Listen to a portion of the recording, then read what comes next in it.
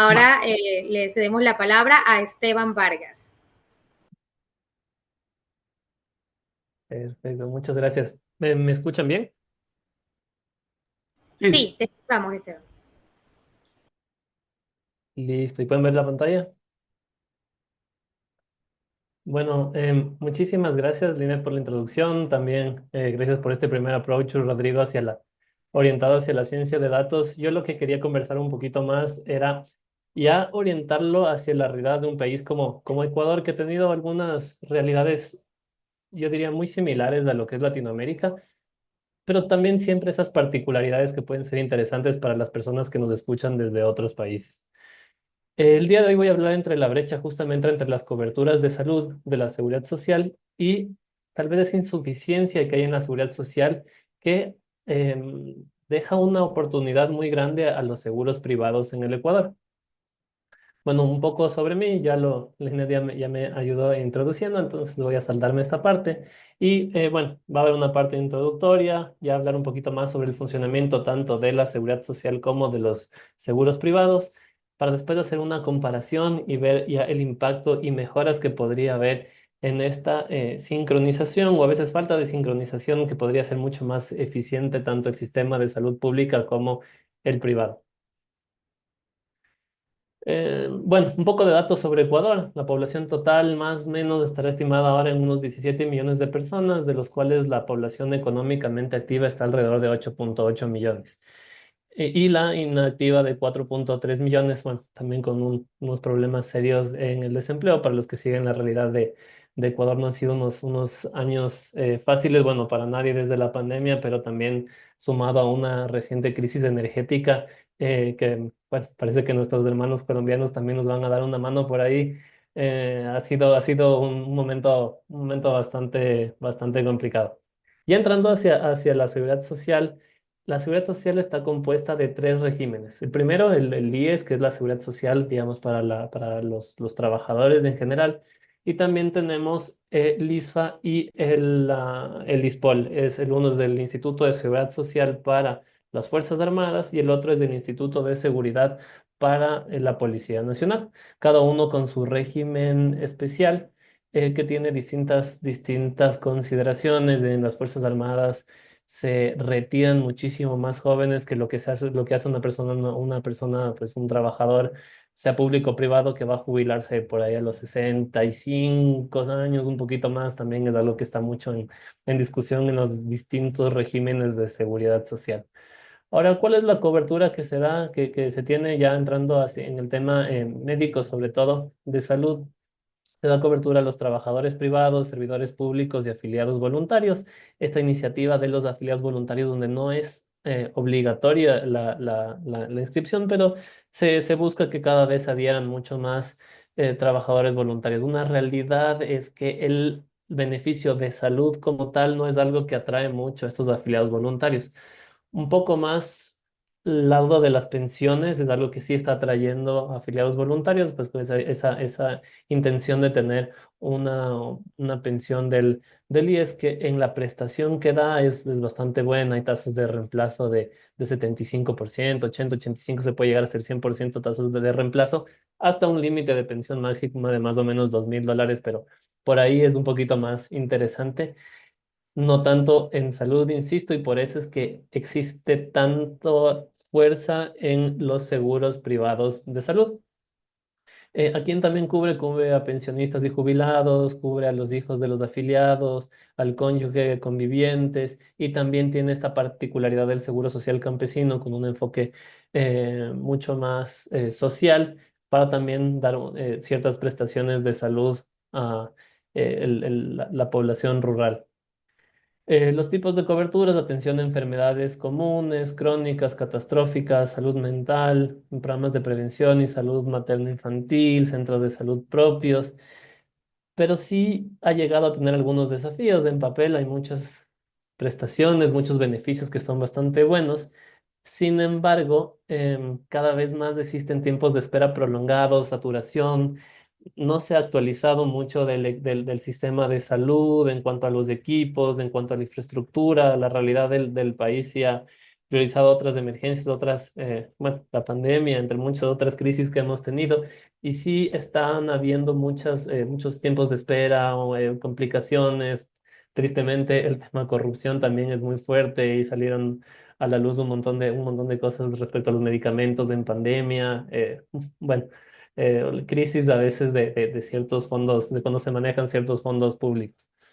Hay limitación en la infraestructura, especialmente en áreas rurales, y por eso mucho de lo que se habla, de lo que eventualmente se buscaría llegar, es tener una fusión público-privada que aproveche esa buena infraestructura que tiene a veces el sector privado para de alguna manera derivar los fondos hacia las poblaciones más vulnerables, pero también que sea atractivo para el resto de la población de aportar algo a este seguro. ¿Cuáles son las características de los seguros privados de salud? Por otra parte, entonces hay un acceso rápido a hospitales, a clínicas privadas, existen niveles distintos de redes que van desde las redes más básicas hacia coberturas también internacionales, algo que ha crecido muchísimo en los últimos años desde los que quieren atenderse en hospitales en Estados Unidos, conociendo obviamente lo caros que son los servicios de salud, los hospitales en Estados Unidos, pero también una migración, por ejemplo, Colombia tiene muy buen servicio de hospitales y los precios son mejores que una economía dolarizada como la ecuatoriana, entonces también es un destino turístico que es bastante atractivo y cada vez es más común, incluso para mejorar las primas, incluir servicios que incluyen cobertura en países como Colombia o como Perú, que uno pensaría que eso va a ser más caro un producto, pero al final puede hacerlo un poco más barato dependiendo de cómo se utilice. Existe cada vez más temas de programas de salud preventiva, con acceso a consultas, chequeos regulares.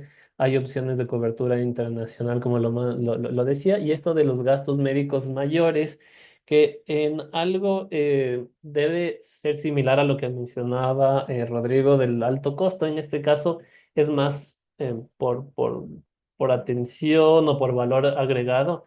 Lo que se ha vuelto muy común en estos programas de salud privado es que, por un lado, muchas empresas contratan planes corporativos. Entonces, estos planes corporativos están diseñados para todos los colaboradores dentro de la empresa, pero tienen límites, buenos límites, pero que a veces no cubren todas las capas. Entonces, pueden llegar a $20,000, $40,000, $50,000 como máximo, lo que ha dado este espacio para estos seguros privados de gastos médicos mayores, que tienen deducibles bastante altos, 5,000, 2,000, $10,000, y se lo utilizan como una segunda capa.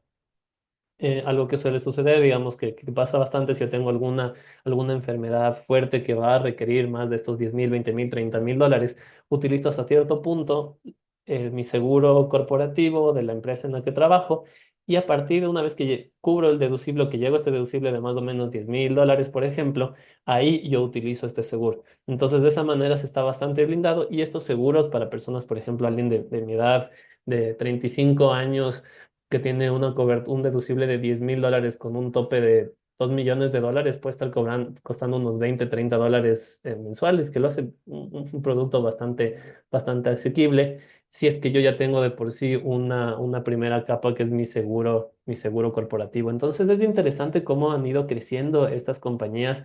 En Ecuador, los servicios seguros de salud pueden dar los dos tipos de compañías. Por un lado, tenemos las aseguradoras que ofrecen dentro del ramo de asistencia médica que lo llamamos acá, pero también hay empresas que son exclusivamente dedicadas a estos seguros de salud, se llaman de medicina prepagada, no se llaman seguros, sino se los dice como planes de salud, pero es básicamente seguro.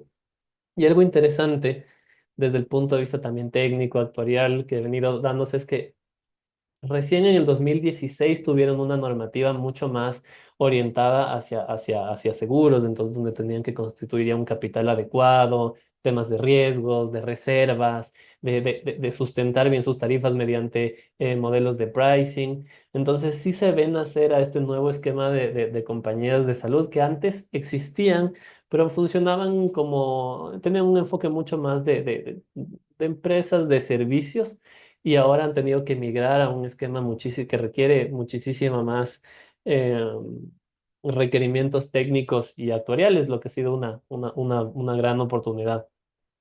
¿Cuáles son algunas de las limitaciones de estos seguros privados? Pues los precios, por un lado, siempre van a tender hacia atacar un estatus socioeconómicos medios, altos, poco más hacia arriba.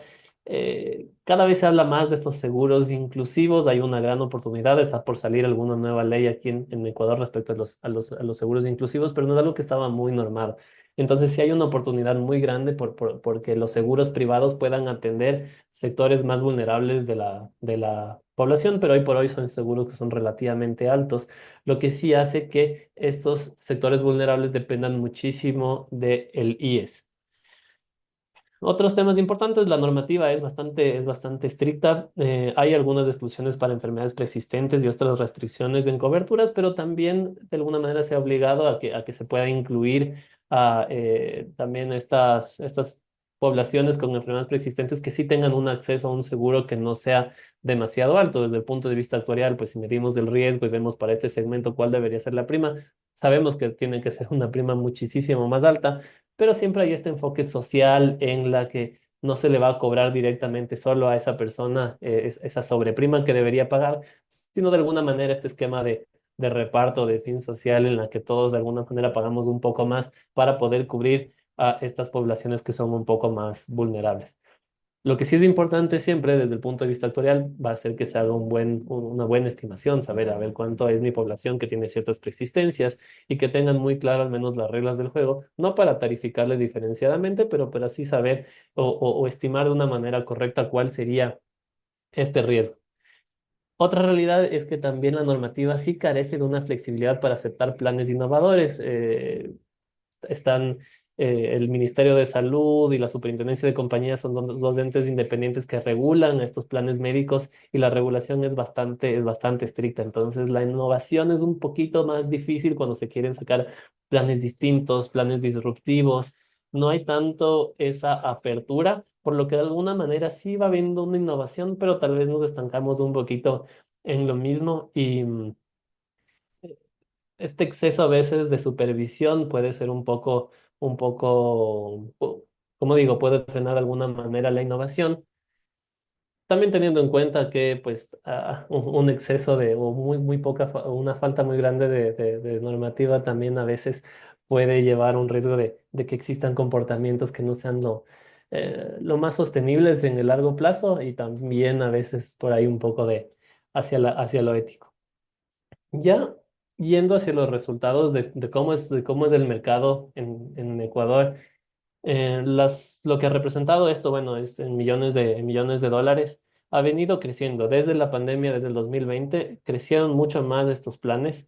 Han venido creciendo en el 2020, representaban 662 millones de dólares y a 2023 son 849 millones de dólares y posiblemente la información a 2024 está cortada hasta octubre, posiblemente superen los 950 millones de dólares y ya para el 2025 superará los 1.000 millones de dólares. Entonces, el ritmo de crecimiento que ha tenido es bastante alto, también derivado de esta preocupación que se generó a través de la pandemia.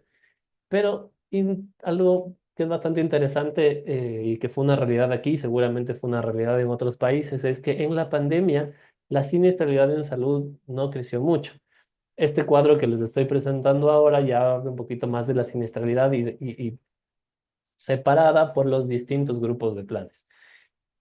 Otra realidad importante en el Ecuador, hay muchísimas compañías de medicina prepagada y de asistencia médica, son de hecho aseguradoras que dan productos de asistencia médica, otras ocho adicionales, es decir, para una población de cobertura que estarán más o menos, un poco menos de 2 millones, 1.5 millones de personas cubiertas por seguros de salud privadas, existen 30 empresas que los ofrecen.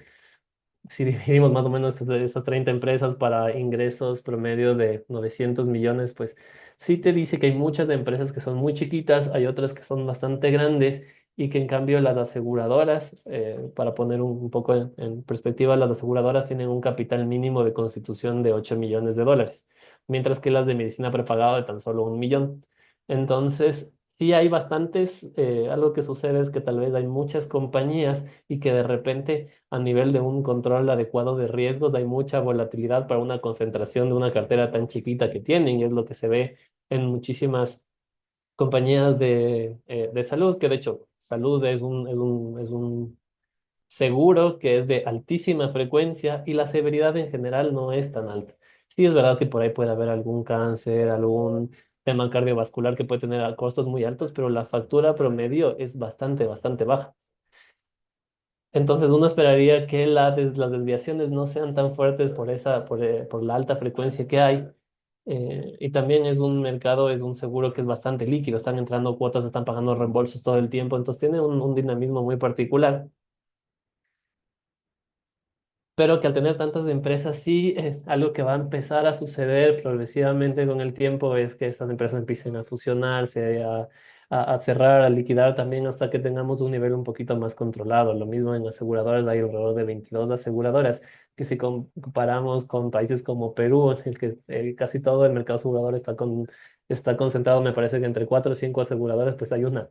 Y siendo que Perú es muchísimo más grande que Ecuador, sí hay una clara diferencia de las estrategias en el número de compañías. Y derivado de esta cantidad tan alta de compañías, lo que sucede es que hay una guerra de precios en los planes de salud que es enorme. Eso hace que el ramo de salud no sea prácticamente nada rentable.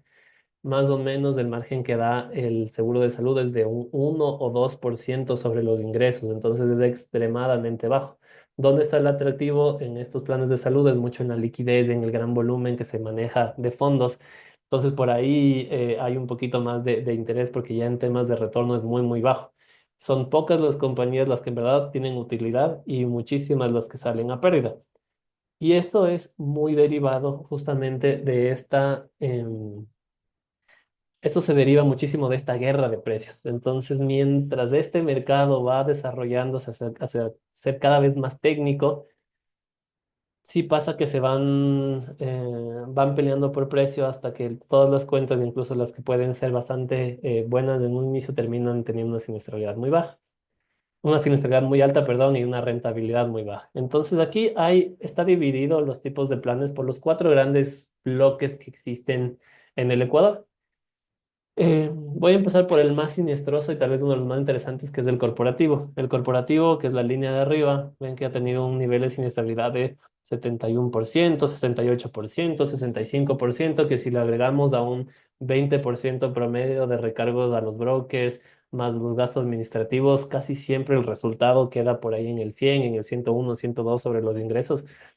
Y es un rango es un tipo de negocio que es muy siniestroso justamente porque también es un tipo de negocio que se lo hace con planes a la medida. Entonces, ¿cómo funcionan los planes corporativos? Para grandes empresas que superen las 200, 300, 500 personas, existe un plan que se hace a medida. Entonces ahí es totalmente hecho a la medida en decir, a ver, yo quiero, por ejemplo, que mi base operativa tenga una cobertura hasta $20,000, un deducible de 200, pero mi C-level o mi nivel gerencial, ellos van a tener unas hasta 100,000 y quiero regularizar las prestaciones de esta u otra manera. Entonces es algo que es muy a la medida.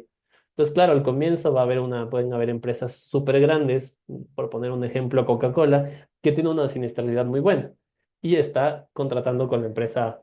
Pero luego la empresa B se entera y pues le baja la tarifa y luego pasa a la C. Entonces estas empresas empiezan a migrar de la empresa A a la B a la C, a la final tienes 30 opciones y resulta que una compañía, y como pues cada vez se les baja el precio y quizás incluso se les mejoran las prestaciones y las coberturas, terminan eventualmente en este vicio de que dejan de ser buenas compañías. Entonces el corporativo en definitiva, no ha sido un buen negocio. Es del 31% del mercado de salud está en planes corporativos. Por otro lado, tenemos el individual. El individual no hay una negociación, o sea, es un producto estandarizado que dice, si tú tienes, y eso también es importante, la normativa ecuatoriana solo permite hacer discriminación por edad y por sexo. Es decir, que si yo estoy en Quito o en Guayaquil o en Cuenca no me pueden cobrar diferenciado, si bien sí existe una realidad que es bastante distinta incluso en el tipo de hospitales, en el costo, en los médicos, son mundos para lo chiquito que puede ser Ecuador, funciona de manera eh, de una manera bastante diferenciada según las regiones, pero los productos están, es decir, si yo llego y tuve una siniestralidad del año anterior de 300%, yo renuevo y están obligados básicamente a renovarme bajo las condiciones que tiene que ser un hombre de 35 años, independientemente de lo que ha venido sucediendo antes. No así el corporativo, y por eso pues también el corporativo vemos sus niveles de siniestralidad tan altos. En cuanto al masivo, este representa apenas entre el 4 y 5%. No es exactamente seguros e inclusivos, tiene un componente de que también son estos seguros de que son de fácil suscripción, que se masifican, que se empaquetan con algún otro beneficio, no necesariamente un seguro, y que son muy, muy rentables. Aquí, de hecho, la rentabilidad mucho se la lleva el canal, si es que es un banco, si es que es un supermercado, ellos se quedan con una gran parte de las ganancias, pero la siniestralidad, como hay muy poca tasa de uso, muchas personas no saben si lo tienen, entonces a nivel de siniestralidad es bastante bajo. Y finalmente el grupal, este grupal es un intermediario entre el individual y el corporativo. Es en general lo que se hace es que en empresas más chiquitas, 10 15 20 empleados, se los suman entre bastantes empresas para tener como un pool y aquí ya no hay tanto poder de negociación de la empresa, sino es casi como un individual, pero de más personas. Por eso también tiene niveles de siniestralidad similares al individual, porque el cliente, el asegurado, no tiene esa capacidad de negociación que sí tiene el corporativo. Entonces, esto simplemente como para poner un poco de perspectiva. Aquí también les comparto un poco de las compañías, las más grandes, como decía, tenemos alrededor de 30 compañías que en ingresos operacionales pues ya están bordeando los 900 millones de dólares. Las más grandes, bueno, es BMI. Aquí BMI está incluido también una línea que tiene de vida, pero muchas de las compañías se dedican casi que expresamente a salud. Salud sí funciona de una manera muy distinta de todos los otros ramos. O sea, uno puede tener incluso vida. Lo que sucede es que vida en Ecuador no está muy desarrollado. La gran mayoría es vida de seguros por fallecimiento, atados a créditos de vigencia un año, no hay mucho este concepto de pensiones o de largo plazo, si hay oportunidades. Aquí tampoco la normativa acompaña mucho a esta innovación en planes de vida, pero muchas de las empresas que son fuertes en salud casi que se dedican exclusivamente a planes de salud. BMI es predominantemente salud, tiene una parte de vida también importante. Bueno, Salud es una compañía local, Humana es una compañía local, Ecuasanitas también, ya tenemos internacionales como Bupa, Confiame también es local, Best Doctors es tal vez una de las líderes en cuanto a esos planes internacionales. Eh, en los que se pueden atender, sobre todo la gran mayoría que tiene planes con Best Doctors se atienden en Estados Unidos. Pan American Life, que también tiene bastantes planes internacionales, también es bastante fuerte. Y Bumi Latina, que también es de las fuertes en planes internacionales. Otro problema, otra realidad del Ecuador es la inflación médica.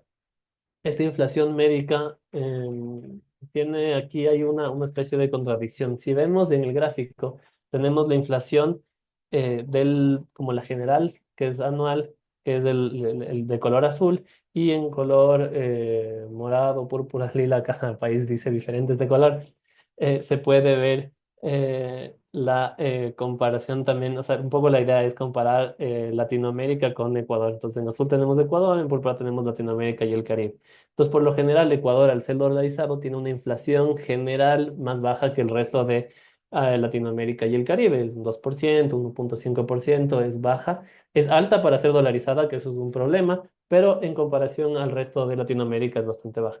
Sin embargo, la inflación médica, que es lo que podemos ver a la derecha, la inflación médica es más alta que la de Latinoamérica y el Caribe. Entonces aquí vivimos en constante problema también porque bueno, el Instituto Nacional de Censos de aquí, de Estadística y Censo en Ecuador, dice valores de inflación del 2%. Entonces a veces las compañías cuando quieren aprobar nuevas tarifas más altas, porque en verdad crecen al 12, al 14, 15% en el sistema privado, a veces hay conflictos porque según el INE, que también promedia que tanto se encarecen las prestaciones del servicio público, eso resta, baja muchísimo el promedio y a veces tienen conflictos incluso con los propios asegurados en los incrementos de tarifas. Pero algo que vivimos mucho las personas que tenemos seguros de salud privado es que lidiamos con este incremento anual que es bastante fuerte en las tarifas y este incremento se da por dos factores. Uno, por esta siempre revalorización de los costos del nuevo pricing y la inflación que es muy fuerte. Otro también por el envejecimiento, por una persona de 35 años, de 36, 37, 38, pues a medida que va envejeciendo va a tener una tarifa mayor. Que es también importante que las principales condiciones médicas que se espera que impulsen los costos de los planes médicos en 2024 y que ha venido siendo la realidad en 2023 ha sido cáncer, el crecimiento de tumores, enfermedades vasculares, y presión arterial alta, hipertensión. Entonces, muchas de las mayores prestaciones están orientadas hacia estas enfermedades. La idea ahora es hacer una pequeña comparación de los distintos servicios. Yo creo que la realidad es en seguridad social versus seguridad privada va a ser la misma en muchísimos países. Voy a pasar un poquito más rápido en esto, pero pues los centros de salud en seguridad social son mucho más limitados, es una red específica. No hay ese acceso a la red privada que en algún momento hubo una intención, pero no llegó a concretarse. Mientras que en medicina prepagada, asistencia médica, hay distintas redes, niveles de hospitales y de atenciones. Las aseguradoras luchan mucho con tener esta orientación es decir, que una persona que se enferma vaya a un nivel de atención médica que se acorde a la enfermedad que tiene. O sea, saber que si es que me siento un poco mal, un poco resfriado, no voy a entrar por emergencias al hospital más caro del Ecuador. Entonces, eso es algo que se lucha bastante como para poder de alguna manera bajar la siniestralidad y pues a largo plazo también bajar las tarifas que se nos cobran a los usuarios. Tratamientos especializados son limitados en seguridad social, en medicina prepagada, asistencia médica son totalmente abiertos, lo mismo es el tema de proveedores. Las emergencias es algo muy crítico en la seguridad social. No existe suficiente abasto para cubrir emergencias. Hay muchísimas demoras, hay muchísimos siniestros que terminan fatalmente por esta falta de cobertura para emergencias. Medicamentos, claramente hay una limitada disponibilidad. Aquí, donde ha habido también muchísimos casos de corrupción, desgraciadamente, hacia qué prestador puede estar a veces monopolizando, teniendo ciertos medicamentos, siempre orientado también a los medicamentos genéricos. Los diagnósticos también siempre van a ir hacia coberturas más básicas que generan tiempos de espera muy altos en seguridad social. Algo que pasa mucho es una derivación de que pueden hacerse atender en dos, tres, cuatro, cinco lugares y le derivan a otro especialista, otro especialista, otro especialista, y entre cada especialista tienen que esperar un mes o 2 meses hasta que tengan cita. Entonces, sí es un estado bastante crítico. La salud mental, que es algo que está cada vez más en boga dentro de los planes de salud, sí está creciendo en el lado privado, pero no se lo atiende adecuadamente en la seguridad social, si bien algo de conversaciones hay. Coberturas internacionales claramente no va a haber en seguridad social, y sí se incluye en medicina prepagada. Y finalmente las exclusiones, que este es un punto a veces importante en el momento de suscribir también seguros. Es algo que sí hay un poco más de flexibilidad en medicina prepagada, asistencia médica en el lado privado, también con las limitaciones que da la normativa. Quise poner un poco de modelos internacionales exitosos. No puse los modelos latinoamericanos, pues aquí estamos bastantes personas en general de América Latina y la región, ellos saben y sabrán más, y pues bienvenido cualquier aclaración, cualquier caso de éxito que puedan tener en sus respectivos países. Pero sí puse algunos entre Países Bajos, Reino Unido, Suiza, Singapur, para empezar destacando que el porcentaje que representa salud versus el PIB es muchísimo más alto. Hablamos del 10% en Países Bajos, del 12% en Suiza, 10% en Reino Unido, Singapur un 5%, bueno, que también se complementa con los seguros privados. Mientras en Ecuador estaremos hablando del 1%, 2% de esto. Entonces hay muchísimo mercado aún para expandir en todo lo que sea seguridad, eh, todas esas coberturas de salud. En cuanto a la comparación internacional también, pues hay distintos esquemas de seguros. Aquí en este caso puse el de Alemania, Francia y Suecia, que tienen seguros públicos obligatorios que cubran la mayoría de la población, o sistemas universales para cubrir, por ejemplo, en caso de Francia, hasta el 70% de los costos médicos. Los seguros privados por lo general van a buscar robustecer a la seguridad social, que eso de hecho hacia eso debería poderse conducir el mercado en especial ecuatoriano, porque hoy por hoy lo que sucede es que cuando se tiene un seguro privado reemplaza por completo el seguro social, y eso también resulta en esta falta de fe, o de pensarle que el seguro social a la final es nada más que un impuesto. Las personas más jóvenes cada vez creen menos que van a poder llegar a tener pensión, y definitivamente todo lo que sea desde un estatus social medio alto, pues no se van a atender en el IES, y todas las poblaciones vulnerables de por sí ya tienen, con, ya están demasiadas, ya hay demasiadas, y para el abasto que existe, no están siendo debidamente atendidas, entonces hay muchas oportunidades de mejora.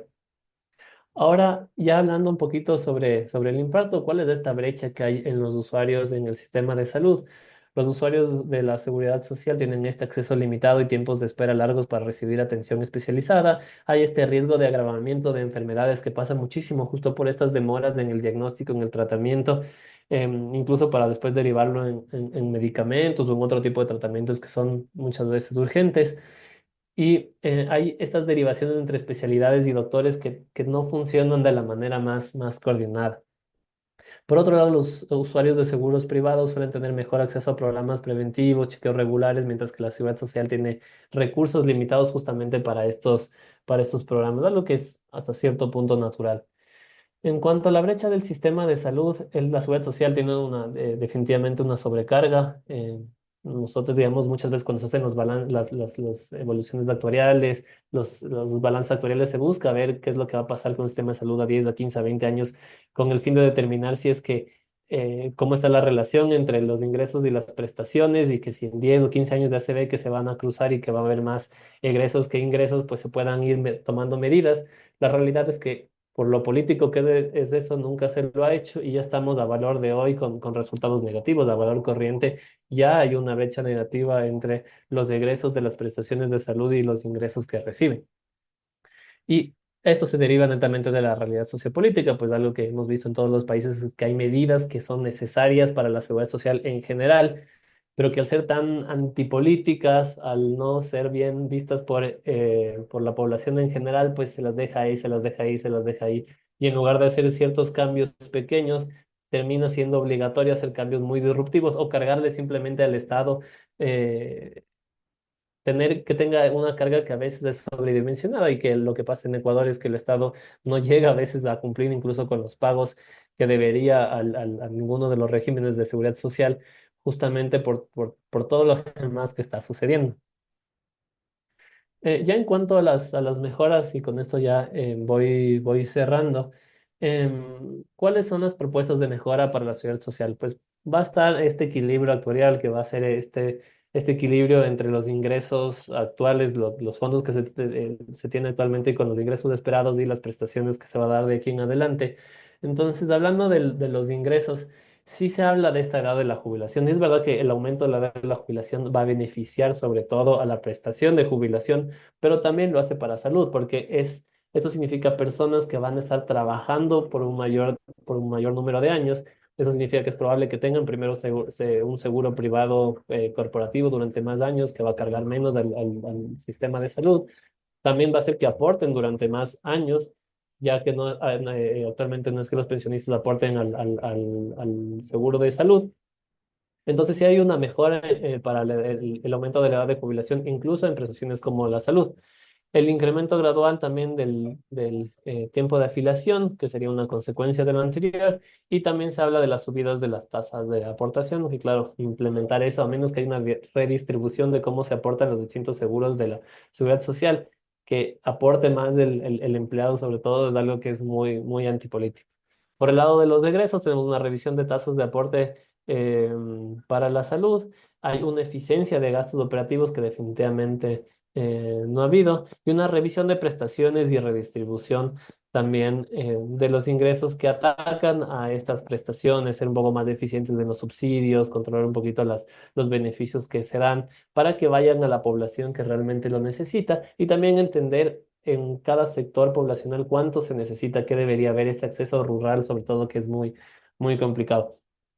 En cuanto a los seguros mixtos, es algo que se habla muchísimo, es tener esta relación público-privada que sería genial, en la que se pueda utilizar el seguros privados como parte de la seguridad social, que esto va a hacer que no haya esta duplicidad en la que yo estoy aportando para un seguro social de salud que no estoy utilizando, y aparte tengan que tener mi seguro privado. Sí va a incentivar muchísimo más a que haya más afiliados, sobre todo los afiliados voluntarios que hablaba inicialmente. Y para los seguros privados, pues la guerra de precios ha sido algo muy importante. Este diseño de planes atados a mejores esquemas de pricing, cada vez ser más técnicos, y es lo que yo digo muchísimo a los clientes que tengo como consultores: saber decir que no. Lo que más les cuesta muchas veces es decir que no. Es que llegó una cuenta gigante que nos va a representar, no sé, de 50.000, $100.000 anuales en ingresos.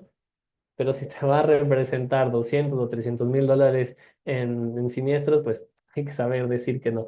Entonces, esto es un punto muy importante, que la voz del técnico, la voz del actuario cada vez vaya creciendo y que vaya un poquito por encima también de la voz del comercial, que cualquiera que trabaje en aseguradora va a ver esta típica eh, conflicto que hay entre los comerciales y actuarios. Y finalmente también tener ese acceso hacia la cobertura de informales, que también los seguros inclusivos pueden venir desde lo privado tranquilamente e impulsar también eso a través de normativa, de subsidios, de incentivos a las empresas privadas.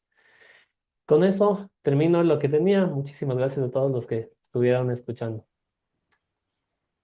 Muchas gracias, Esteban.